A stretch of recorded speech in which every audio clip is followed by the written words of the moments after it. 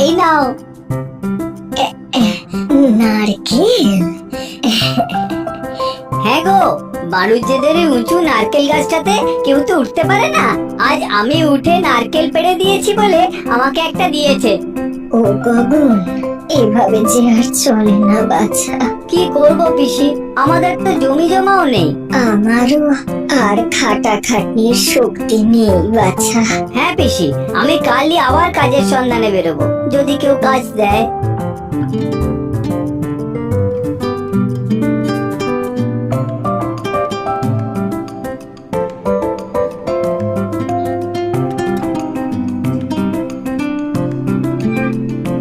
তাড়াতাড়ি ফিরিস বা। আসছে পিসি।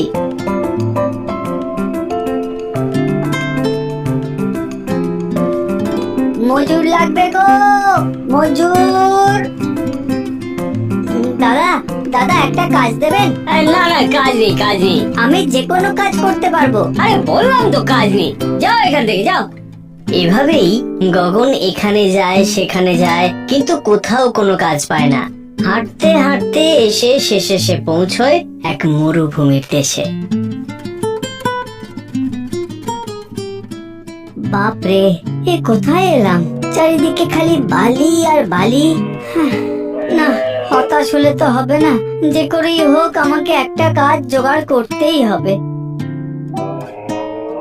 ওই তো একজন আসছেন, ওনাকে জিজ্ঞেস করি। প্রণাম। কি চাই? একটা কাজ, যে কোনো কাজ। তা কি কাজ করতে পারো? যা যা বলবেন সব পারবো। কোথাকার লোক তুমি? আগে আমি ভিন গাঁয়ের মানুষ, ওই উত্তরের বাতাই গ্রামে আমার বাড়ি। তাহলে তো তোমাকে কাজে লাগানোই যায়। আমি যা বলবো তাই করতে পারবে তো? পারবো মালিক, পারবো।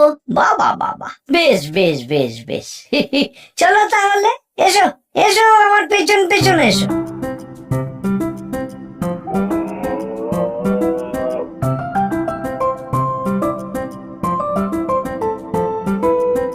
প্রথম দিন গেল, কিন্তু বিভূতি কোনো কাজেই লাগালো না গগনকে। এভাবে দ্বিতীয় দিনও গেল, তবু কোনো কাজের হুকুম এলো না গগনের কাছে। গগন ভাবলো তাকে বোধহয় ভুলেই গেছে মালিক।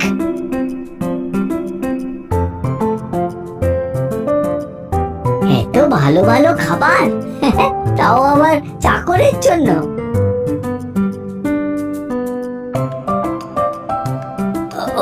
হুজুর, বলছি আমায় কিসের জন্য কাজে নিলেন? কেন? না, আমাকে তো কোনো কাজ দিলেন না, তাই। ওরে হবে হবে, সময় এলেই হবে। দুদিন পরে দড়ি আর বালতি নিয়ে গগনের সামনে হাজির হয় বিভূতি। নে এগুলো ধর, চল তোর কাজ এসেছে।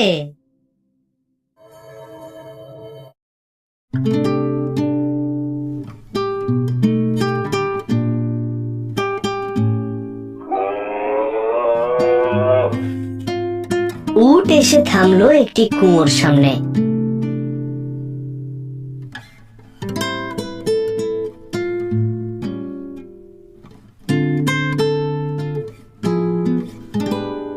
এখানে কি কাজ হুজুর? আছে আছে, এবার ওই বালতি দড়ি ধরে কুয়োয় নেমে যা দেখি। কুয়োয় নামবো? হ্যাঁ। কুয়ো থেকে কিছু পড়ে গেছে নাকি, কি জানি।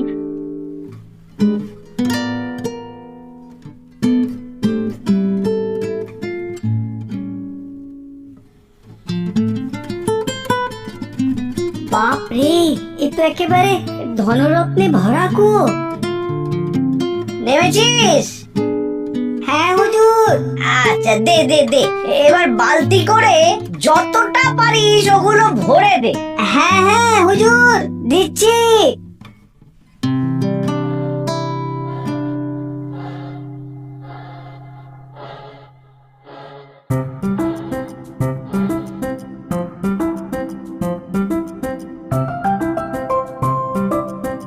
হুজুর, এবারে দড়ি ফেলুন।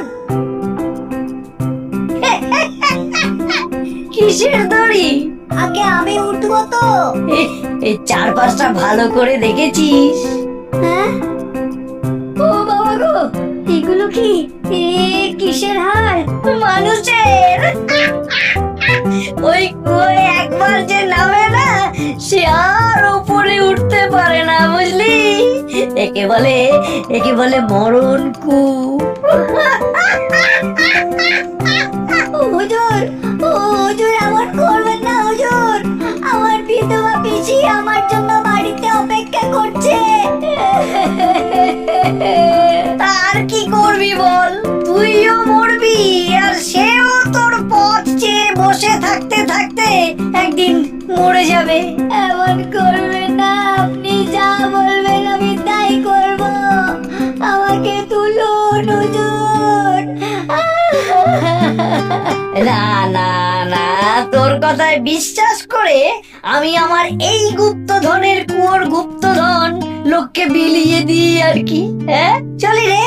যাবেন না হুজুর, হুজুর শুনুন।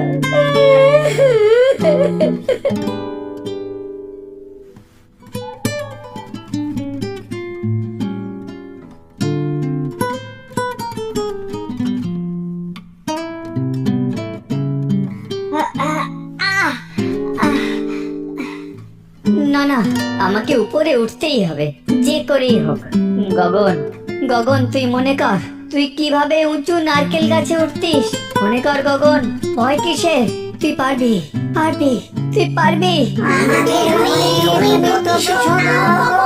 কে কে কে কে কে?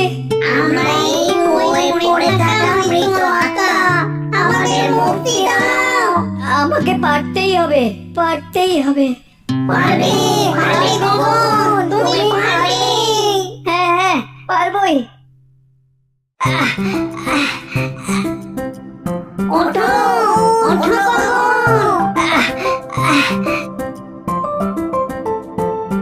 আমি আসছি, আমি আবার ফিরে আসবো, চিন্তা করো না।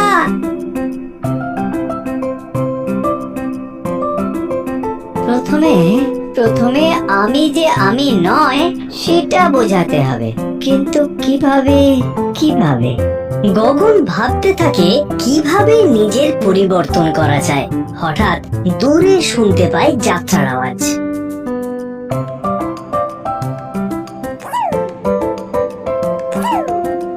এই যে, আমাকে সাজিয়ে দিন দেখি, এবার দেরি হয়ে যাচ্ছে। এই তুমি আবার কি? আরে আমি তো ওই যে সেই দাড়িওয়ালা লোকটা। হ্যাঁ, আপনি ভুলে গেছেন? দিন গোপা দাড়িটা লাগান তাড়াতাড়ি, আমার দেরি হয়ে যাচ্ছে তো, পার্ট আছে। কি মুশকিল, এসো এসো।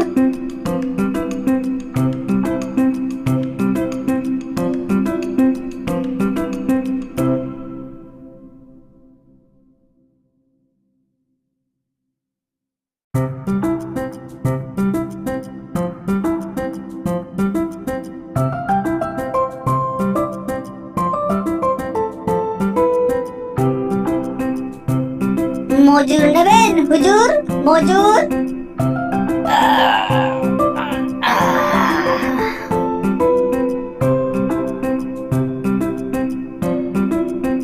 কোথা থেকে আসছো? আগে আমি আসছি সেই পশ্চিমের মাদাইয়ে জঙ্গল থেকে। বেশ বেশ বেশ, এসো এসো। এই, একে ঘরে নিয়ে গিয়ে ভালো ভালো খেতে দে। কি কাজ করতে হবে হুজুর? সময় এলেই জানতে পারবে। যাও যাও। দিন ফুরোতে না ফুরোতেই আরেকজন। একদিন আবার ডাক এলো গগনের। সেই দড়ি বালতি বস্তা নিয়ে উটের পিঠে চললো বিভূতি ও গগন। এবার গগনের বুদ্ধিতে চলে। না না হুজুর, এই দড়ি ধরে নামলে দড়ি ছেড়ে আমি পড়ে যাব যে। আরে কি মুশকিল! আরে বলছি তো পড়বি না, এই দড়ি অসম্ভব শক্ত। না না হুজুর, আমার ভয় করছে। আরে আরে, কত মানুষ এই দড়ি ধরে নিচে নেমেছে। আমি বুঝতে পারছি না। হুজুর, আপনি একবার ওই বালতিতে বসে ঝুলে দেখিয়ে দিন, আর তারপরে আমি নামতে পারবো। ও আচ্ছা আচ্ছা, বেশ বেশ বেশ, আমি দেখাচ্ছি। হ্যাঁ, তুই দেখে নে, তারপরে নামিস।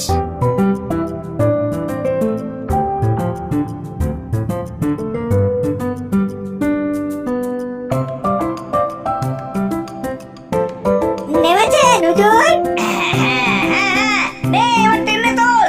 না না না না, আগে বালতি ভর্তি করে ধনরত্ন উপরে পাঠান। আরে, এসব কি বলছিস? হ্যাঁ, ঠিকই বলছি।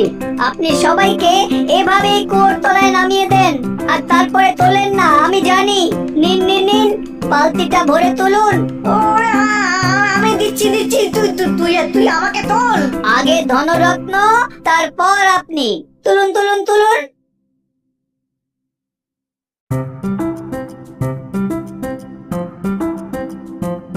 গগনের কথা শুনে বিভূতি বালতি করে ধনরত্ন পাঠিয়ে দেয়। ওরে, আমাকে তোল তোল, আমাকে তোল, আমাকে ফেলে যাস না। তা কি আর হয়? এবারে আপনি ওখানেই পচে মরুন, ওটাই আপনার শাস্তি। আমি চললাম। এরপর গগন সেই ধনরত্ন নিয়ে পিসির কাছে যাওয়ার আগে শহরের প্রত্নতাত্ত্বিকদের কাছে এই গুপ্তধনের খবর জানিয়ে দেয়। অফিসাররা এসে বিভূতিকে তোলে ও সমস্ত ধনরত্ন জনগণের স্বার্থে ব্যবহার করে।